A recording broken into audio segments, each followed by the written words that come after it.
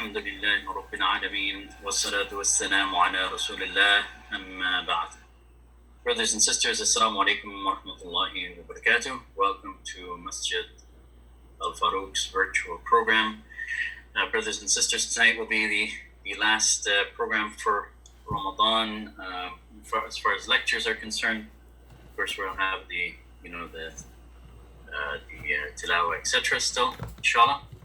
I just wanted to mention Salatul Eid will be either Saturday or Sunday. We're trying to get confirmation. It might take a little bit of time, but we are working on it, inshallah, and we'll inform you through our email and other channels, inshallah, as soon as we get the information.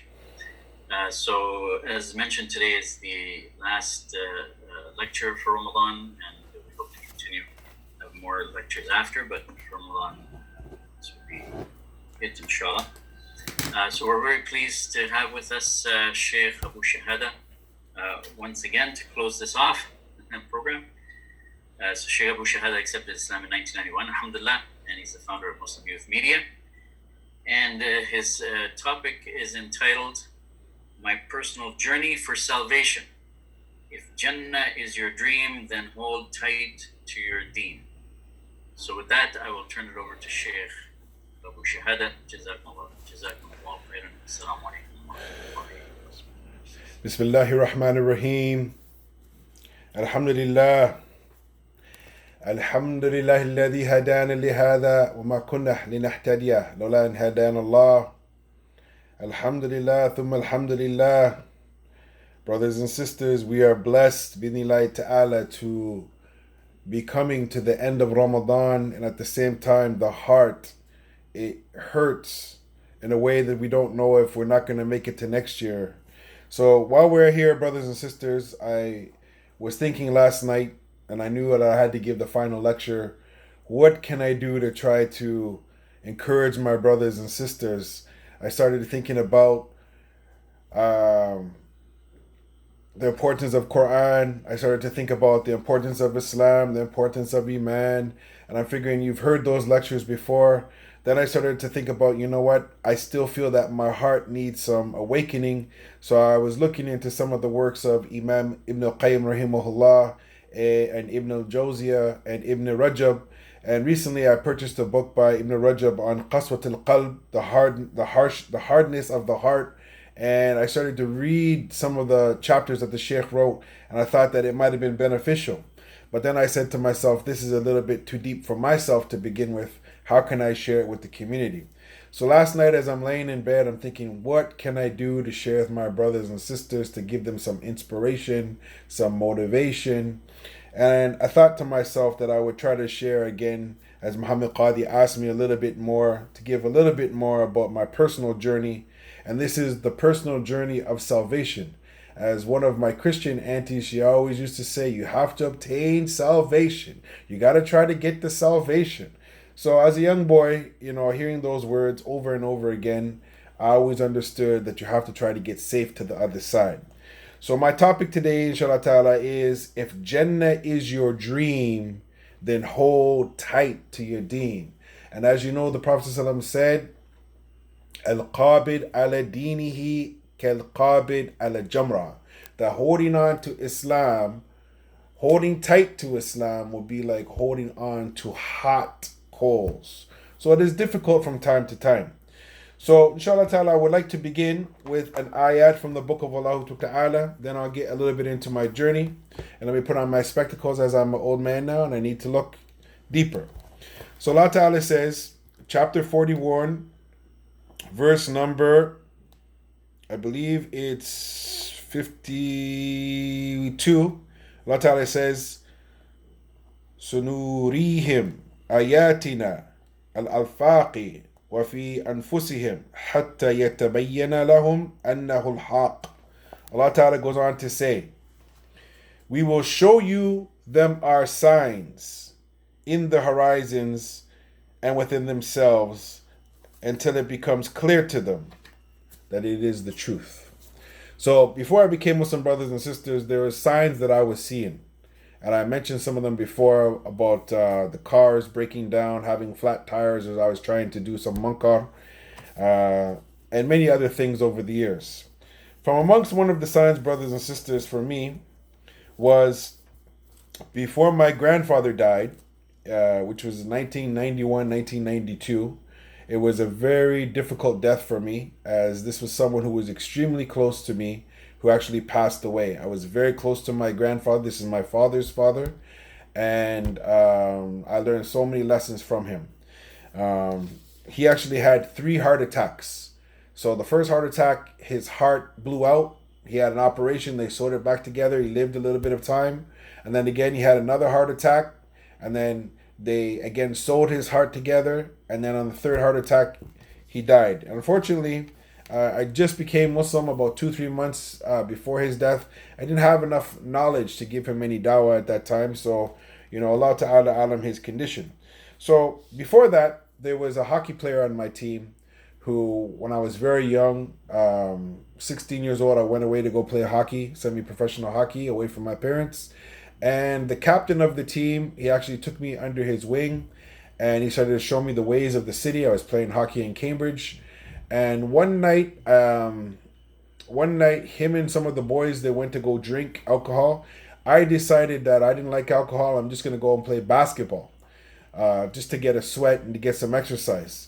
The next morning, we found out that he was in a car accident, and what basically happened he just dropped off a few guys. He hit a piece of ice. His car spun around. He rammed into a big pole, and the pole came down, and it hit him right on top of his head, and it took off his head. He died that tragically. So this had a very profound effect on our whole team, especially me, because he took some vented interest into me. And at that time, I started thinking to myself, like, this guy was a superstar. He could have played professional hockey. And just like that, one night, his life is gone. So that was number one. This is before my grandfather died. Another guy that I grew up with on my hockey team, his best friend was a basketball player. And his basketball friend used to come to our hockey games. And sometimes, because I was a friend with this guy on my team, we used to go to his basketball games. And one day he was running after his girlfriend. They were horsing around, and they're running through the gym. And he's about 6'6". So as she ran through the gym from one side of the gym to the other, she pushed that little door that opens up the handle, and she went through. He missed because he was so tall, and his arm, instead of hitting the rail thing that's there, it actually went through the glass. And the glass came and it hit him right here, and it hit one of his arteries, and he died right there. I knew that kid. I was about 17 or 18 years old. I ended up going to his funeral. The fourth funeral was my cousin. My cousin was maybe about 16 years old, and I was maybe about 19 years old at the time. And he was with his girlfriend out in, I believe it was San Diego, out in California. And some people had seen him, and he was, a decent looking guy, but he had a really beautiful girlfriend. One night, he didn't come back home, and we found out the next morning that someone had shot him in the back of the head, and he died. Up until today, we're not 100% sure, but they say that they got the murderers. So these 4 deaths in my life, my grandfather, my cousin, the guy on my hockey team, and my friend on my hockey team, his best friend, they all died. This made me to start to think about life and the reality of life. So going back, brothers and sisters, going back on my long journey, I was born in 1971. I have one sister. 1987, I started hearing about the hip hop music and Islam. I believe I got my driver's license, I believe around 1987. 1991, Allah, He guided me to Islam. Towards the end of 91, my grandfather died. 1993, I got married. 94, 96, and 97, my children were born. And 2017, I was blessed to be able to go for the Hajj. So all throughout there's so many little small parts in my story, brothers and sisters. And just to let you know that throughout all those times, I've always been in deep thought about the afterlife, about my soul being called back to Allah, about feeling something when I was younger. Something right is just not in my bones. I had a gut feeling that I needed to make some changes, and that I needed to begin way back then, and I still need to make changes, brothers and sisters. So While I was young, my mom, she sent me to church when I was about 6 years old. This is what I can remember. I went to a church called Kennedy Tabernacle, which is in Brampton on Vaudin and Kennedy Road. And she sent me to a summer camp. And I can remember doing crafts at these camps and playing games. And then I remember story time. They used to pull out a little children's Bible about the stories of some of the prophets. And I can remember stories of Adam and Noah and Moses and John the Baptist and Jesus. May Allah have mercy upon all of them. Alayhim assalam. So that was my introduction to quote unquote religion and stories of the prophets and miracles of the prophets back in those days. But we never really went to church much unless someone from our family died. This was the only time that we went to church other than that adventure camp that I went to. And as growing up, I was a young man and having all these traumas in my life. I wanted to try to get a little bit more spiritual because I believe there was more than just going to the clubs and partying with my friends. So I started to look for guidance. And on my father's side, his father was what they call a Baptist Episcopalian Christian.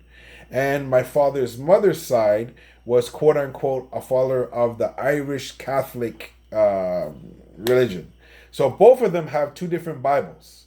The Irish Catholic book, I believe it has 9 more chapters in it than the Baptist Bible. So I came across that and I was confused. Why is there more books in this and in that? This was one thing. On my mother's side, my mother's original father, he was Jewish.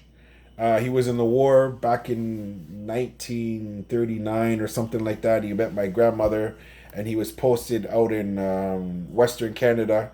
And somehow he met my grandmother and my mom was born. He was a Jewish man, Joseph Cooperman. We've never met him before. My mom only met him when she was born at the age of 1 year old, and then he just left. My mother's side, this is where it gets interesting. They're mixed with Afro-American and Native American, Cherokee, and Blackfoot. So that side of the family, they believe in the god of Manitou or the god of nature. And then this is where it gets really, really, really interesting. That they believe in the creator who controls the universe, but in a different way that is not publicized in popular historical literature. So growing up at that time, I had two sides of the family. I had my father's side of the family, which some of them were extremely poor. They lived in low income housing. Then I had my mother's side of the family, which were actually pretty well to do, as my grandfather was a police officer and my grandmother, she worked for the city of Mississauga. So on one weekend, I would be in the ghettos of downtown Toronto. The next week, I would be in the suburbs of Mississauga. This is when I'm away from my parents. So I got a chance to be able to look and see two different lifestyles, two different types of foods, two different types of mentalities. So I'm looking at the world on different wavelength, different types of music, different types of education, different types of upbringing. Plus, one set of my grandparents were about maybe 10, 12 years older than the other set of grandparents. So, growing up, being around my father's father, I seen a level of maturity, and that grandfather, he actually knew a lot of people around in the streets, and he was a person who knew everybody. So they say that I'm like him, my grandfather, that I know everybody in the streets and everybody knows me. So it's just been handed down, and that's what they say. And they still say that now. And I hope that my children, they have that skills. I think the word in Arabic for the Arab brothers or sisters, I think it's called Makhtar al-Harar. He's the shop controller, the man who runs the streets or something like that. We have some connections, alhamdulillah. We know a few people, which is good to know. So later on in life, brothers and sisters, my father, he got me a job at the liquor store of Ontario. And I ended up quitting that job, which led my father to kicking me out of his house. because I made radical changes by becoming a Muslim. There's so much information I can't go through it all. I'm just trying to skip through some stuff so you guys can kind of know a little bit about me. And that led me from quitting that job after I became Muslim. It's another story within a story within a story. We can't get into it all. I'm just trying to give you guys, some little nuggets here and there. I got a job at a gas station and I purchased Sahih Bukhari. I read Sahih Bukhari, which was 9 volumes, which was being printed, I believe, out of Pakistan at that time by the Qazi printers. I read the whole Sahih Bukhari in 9 months. Sorry, in 5 months. I read 9 volumes in 5 months. And I didn't understand anything. Well, that's what I can say now. I still don't understand much. I read the whole Bukhari in 5 months at the gas station. So from then to now, I've still been trying to seek knowledge. 1992 or 3, I put in for a scholarship to the University of Medina. By the time the scholarship went through, I already got married, and then I was supposed to get the scholarship. I got the scholarship, and they told me, "Okay, you gotta leave tomorrow." And I said, "Well, my wife, she's expecting. I can't just leave now." So I missed out on the scholarship to Medina. A couple years later, I put a scholarship in for Al Azhar University. They said, "Okay, you ready to leave?" And I said, "Okay, well, I have a wife and a kid, and my wife's pregnant again. I can't leave now." So I was never afforded the opportunity to actually go overseas and study my passion to learn the deen at that particular time, as I was developing my family, and then a third baby came after that. So since then, brothers and sisters, what I did instead was I tried to buy every Islamic book that I possibly could. Because remember, I was a guy who used to hang around people that used to collect records and make sports magazines. So for us, a new book came out that somebody translated from Arabic to English to get us closer to Allah. I have to get it. Price is no big deal. No big deal. Money in my pocket. I could buy the book that can help me get to the Jannah. So I would purchase as many books as I could. Then we started hearing about something called conferences in the States. So me and some brothers, we became conference junkies. We went to California, we went to Detroit, we went to Cincinnati, we went to Chicago, we went to New York at least 30 times, New Jersey at least 15 times, Philadelphia at least 13 times, and many other small cities, trying to go to little conferences to try to learn from the sheikhs and to learn from as many people as we could to help us to get a better understanding of the religion. When we came back from those conferences, it seems as though the brothers' dawah in the States is a little bit stronger and they're more organized and maybe even more inspired. We would bring back those books, those tapes, those magazines, plus the vibe that the brothers had in the States, and we'd bring it back to Toronto. And then when we got back to Toronto, we're all excited. We're new Muslims. We want to get out there and do dawah and learn. The Muslims here are like, no, brother, take it easy. Take it easy, brother. You'll never be a scholar, brother. Why, brother? Take it easy, brother. Hey, that's a little bit too much. Hey, who told you can quote those hadith? Hey, who told you about that? Hey, brother, take it easy. And we've heard Muslims tell us so many times, we'd quote something in English back then, and they say to us, learn the Arabic. You're not understanding properly. Learn the Arabic. So we are forced to try to learn the Arabic. And now, when we quote something in Arabic, all of a sudden now, magically, these same people, they can listen. And they can say, well, maybe he has something that he's saying that is true. And the problem is, brothers and sisters, is we're just trying to look for the truth so we can get closer to Allah. I'm not in any race with anybody except for myself. I'm trying to get to the finish line of the Jannah. Because it's my personal journey for salvation. Jannah is my dream. I have to hold tight to my deen. So my dear brothers and sisters, I just wanted to tell you that over the years, we've been involved in trying to work with the youth doing dawah. We've had really good relationships with many other da'is and sheikhs. I've met a lot of them and I'm hoping to meet more.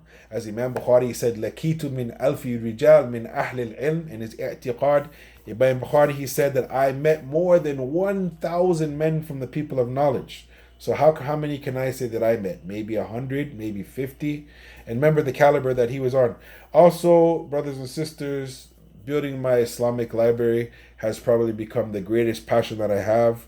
My children know that if it comes to me spending food or spending money on them or food or books, any one of them is worthy of my money. So then after that, brothers and sisters, we had a chance to make the Hajj and Umrah, which is probably the pinnacle of my life. Back in 1987, I got Malcolm X's book and I had to give it back to this individual. And then finally I purchased the book again. And then when I read the book and Malcolm X, he went for his Hajj, it had a big impact on my life. And I was finally able to put that on my vision board at home. And I was able to cross that off in 2017. I was able to make the Hajj to the house of Allah subhanahu wa ta'ala. And I'm hoping, inshallah ta'ala, I can go back there again. Now here comes the question.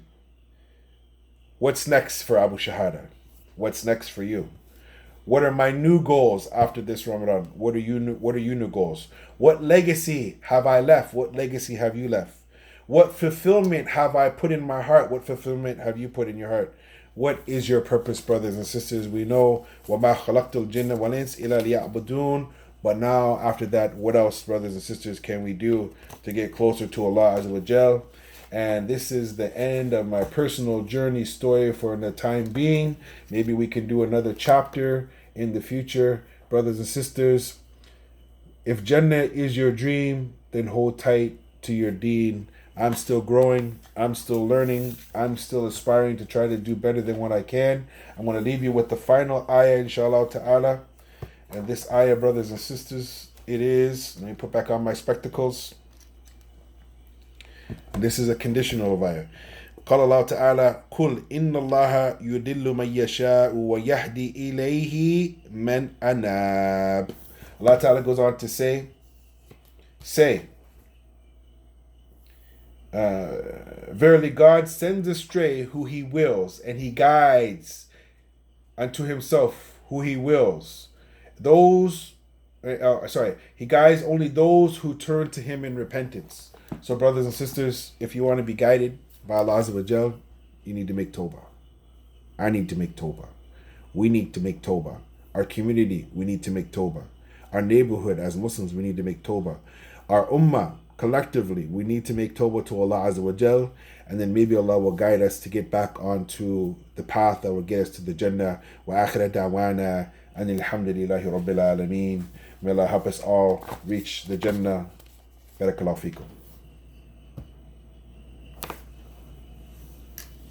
And that's it. Alhamdulillah. Jazakum khairan, Sheikh. That was excellent, inspiring words, and especially the questions at the end. Very, very important questions. Alhamdulillah. So, brothers and sisters, we have actually a few minutes, if the Sheikh is okay with that. Any questions that you might have? I just wanted to make one correction, Sheikh Muhammad Qadi. I'm not a sheikh in religion, but I am a sheikh in gray hairs now. Alhamdulillah. I think I have, inshallah, if Allah allows me to live, I'll be 50 years old, inshallah, in 2 years. And now I can actually say, yes, I'm a sheikh in gray hair. Alhamdulillah.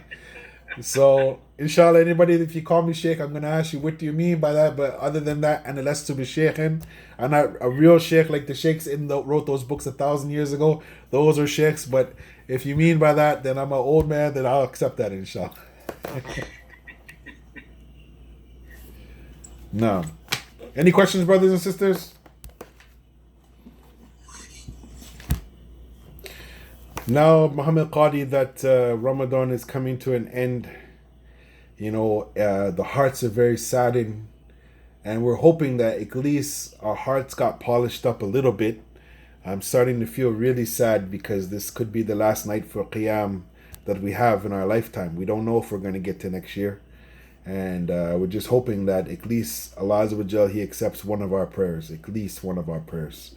And inshallah ta'ala, He'll grant us the opportunity to get to the Jannah and to see the Nabi sallallahu alaihi wasallam and his companions and to drink from his hawd and to be in the eternal felicity of the Jannah and to have all the amenities there, as well as all of the things that He promised in the book and the Sunnah for the believers. And we pray that Allah Azza wa Jal, He puts anybody who is listening to this lecture and any believer that we get that opportunity to be from amongst the inhabitants of the Jannah, inshallah ta'ala.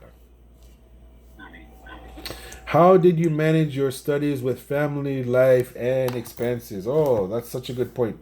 You know what? That's actually part of the lecture, man, and that's the part I'm missing. I have it right here. Let me put on my glasses. Oh, I put the glasses away. 1 second. So, I wrote something down about that.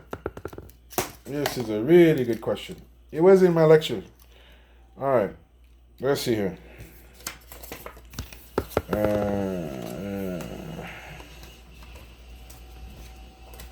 Let's see. I know I wrote it down. Yeah. Yes. So, the striking the balance by earning a living and looking after my family and raising 3 children as a single father for almost 10 years until I remarried about 11 years ago. This has been a momentous task, which by being a single father of 3 kids, I got a chance to be a kid again. And then that's why now I can get along with so many kids, because I'm still a kid. I still have a very young heart. And I consider myself, when I see the kids, I see me in them. And I realize, brothers and sisters, that, this is our biggest inspiration and our biggest resource is the children, is the youth, is the next flourishing buds that are coming in our ummah. They might be the next big leader in the ummah of Muhammad sallallahu alaihi wasallam right here amongst our ranks. It's possible. I mean, we have, mashallah, tabarakallah, brother Sheikh Muhammad and Sister Khadija. They helped build this masjid. This is a beginning, and I think that's why they built it, to make a beginning. Where can we go from there? As you know, that the catapult or the launch starts somewhere. From there, they built from up to here. Now where can we launch to go to where? I had people like Malcolm X, rahmatullah alayhi. That was one of my first people that I looked up to. Muhammad Ali. Muhammad Ali, he shook the world. And I always ask people, and this is a question I challenge people's intellect all the time. If I say to them, who has been the most influential da'i in the last 100 years, living or dying, I either get Dr. Zakir Naik or I get Ahmed Didat, rahimahullah, and I say, wow, really? And then I pull up a picture of Muhammad Ali and I said, he's not inspirational. The whole world knows him. So depending upon, how you look at things, and may Allah reward all the people who believe in Allah and His Messenger. For me, many people, they undermine the work of people. Even our brother Kareem Abdul-Jabbar, may Allah continue to guide him. People, they don't even talk about him being the greatest basketball player of all time. Yet he has the most rewards and awards and championships and rings and all types of things, more than anybody else. But they undermine him. That's okay, because we're all supposed to be doing it for the sake of Allah and Allah alone, brothers and sisters. So, my inspiration has always been those that have been leading the way. But I don't forget those that are at the bottom, that are just trying to do something for the sake of Allah. Like the story of Julaybib. This touched my heart more than anything. Even amongst the Sahaba, they didn't see him on the battlefield, but the Prophet ﷺ knew he was out there, and he told him to go back, and then he came back and he brought them. And the Prophet ﷺ valued his Islam, even though his stature was small, his iman was very big, brothers and sisters. And I think if we get back to that mindset, that all of us are important, all of us are good Muslims, all of us are collectively the Ummah Muhammad sallallahu alaihi wasallam, and that every Muslim, regardless of their ethnicity, their education, their background, that are all part of our community. And each brick that's in the masjid should be representing us, brothers and sisters. That we all fortify, Bunyan and Marsus, we all fortify one another. If you take one brick out, then the whole thing starts to collapse. And this is the condition of our Ummah. May Allah guide us all. Awesome, inspiring. How did you manage your studies with the family? Yeah, so I would try to study. I would listen to a lot of tapes in the old days. When I used to work security at the gas station, I used to listen to a lot of Islamic tapes and buy many books. I have lots of books I haven't finished reading, but I have lots of books that I have read. So that's basically some personal studies. The year 2000, I was able to go to Egypt for a few months. And then recently, I just came back from Morocco for a few months. So that's it. You try to learn what you can, when you can, and always try to learn from those that are around you as much as you can, and you're going to get something benefit. And remember, brothers and sisters, من سلك طريقا يلتمس فيه علما سهل الله به طريقا إلى الجنة. The Prophet said in this hadith in Bukhari, he who seeks a path, he who seeks a path of knowledge, he'll gain the path to the Jannah, brothers and sisters. So that's what we're trying to get. May Allah guide us all, inshallah ta'ala. Now, any more questions, Sheikh? What will Muhammad Qadi cook for the community after the COVID-19 is finished and we can come back to the masjid? Sheikh Muhammad Qadi, I do not want hot dogs, Muhammad Qadi. I do not want burgers, Muhammad Qadi. I do not want pizza, Muhammad Qadi. I want something that we can really put our teeth into, inshallah, when we can come back to the masjid. Sure. As I said, no problem to cook, but we'll eat my cooking. Yeah, so how did I learn Arabic? I'm still learning Arabic. I just finished Al-Ajramiyah, I think, for the 10th time, just before Ramadan, where they're going to give me a certification. وَلَكِنْ مَا أَفْحَمْ شَيْئًا. I didn't understand anything. It's too many rules. You just got to keep going back to the drawing board over and over and over and over and over. And hopefully something will stick. I mean, remember, brothers and sisters, I don't know, I didn't tell you this story. I actually smashed my head playing ice hockey. 37 stitches, major contusion. So half my brain, I lost it somewhere. And then the rest of my brain still has music. I'm trying to get out of it. And then a lot of yelling from my parents when I was young. So I'm a little bit damaged, So I'm still trying to just learn a little bit and practice a little bit. Learn a little bit and practice a little bit. And that's it.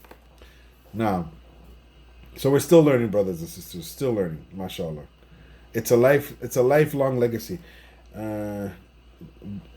Biryanis. Yeah, biryanis are pretty good. Alhamdulillah. Personally, there's some other foods that I like a little bit better than the biryani. Some of the biryanis are good. I don't like the spicy biryanis. I can eat the mild ones. Alhamdulillah. But I prefer rice and peas or peas and rice, depending upon which island you come from. Because if you go down in the wrong island down in the Caribbean and you call it peas and rice in your place where they call it rice and peas, or you call it rice and peas in your place of peas and rice, you might get into a fight. Or if you call it chicken curry or curry chicken, you might get in a fight. You have to know how to talk to the people or else they'll be upset. It's not chicken curry, it's curry chicken. It's curry chicken, it's not chicken curry. So you got to know all these different nuances of the different people, and you'll learn the different people's culture, and you'll become very wise, and you won't get beat up. Now, any other questions, brothers and sisters? Coming to the end now.